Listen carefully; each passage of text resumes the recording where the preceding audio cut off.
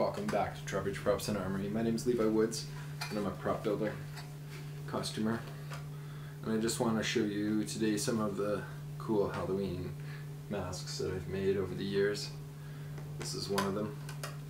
This is a Lannister guard helmet from Game of Thrones, and it is made entirely from blackened and textured steel and brass. It is a great costume party mask because the face easily opens without being removed. If you guys are interested in this helmet and you want to see the build video, I'm going to put the link right here, so check it out and take a look. You can watch me build this thing from start to finish. Let's look at the next one. These next two leather Venetian styled Masquerade masks were one-day builds that Corinne and I made for a last-minute Halloween event. Mine was inspired by a medieval plague doctor's mask.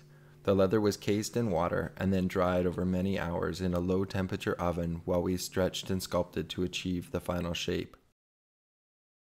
When it was completely dry, a very diluted alcohol dye was applied with a brush in multiple layers to give it an aged finish. The brass buckle can be used to adjust the fit, and the design allows to be easily removed when socializing. The second mask was made by Corinne, who had never worked with leather before she made this. A very beautiful half mask inspired by flames. It was designed with an open mouth so that it can be worn during social gatherings that include eating and drinking. It is a very traditional design in that it is made from a single piece of leather and has a leather thong to tie it on. It's playful to wear, and it's fun how each mask changes your personality the second you put it on. Hi-ho, Silver! In the fun-loving spirit of Halloween, Corinne and I decided to do a couple's costume. Here's my version of the original Lone Ranger mask. It is a dead simple pattern cut from a single piece of leather with the long tails being used to tie it together. 2 holes cut for eyes, and then the whole thing is dyed and boiled in wax.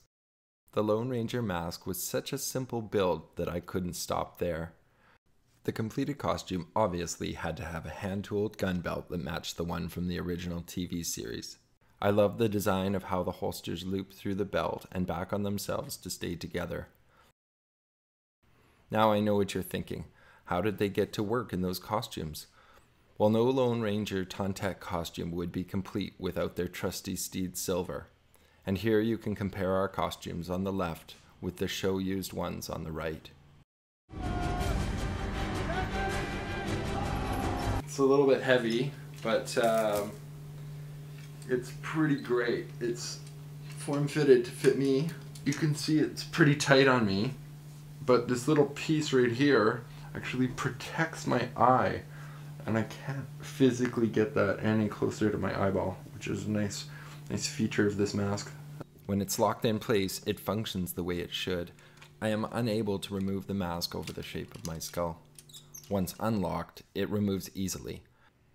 I would say that this is definitely not a comfortable mask to wear, and I applaud Tom Hardy for his performance in a mask that he obviously wore a lot to make that movie.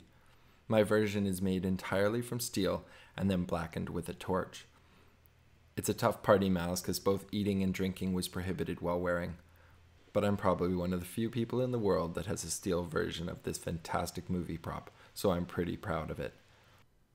A couple of people have asked me about how I go about replicating movie props so exactly without ever seeing them in person. I plan on doing another video specifically on this build to show you the process of how my pieces come to life. If you guys like this video, please take a second to click the like button down below. It really helps me out. Thanks so much for watching. This is Levi from Drawbridge Props and Armory saying, have a happy Halloween.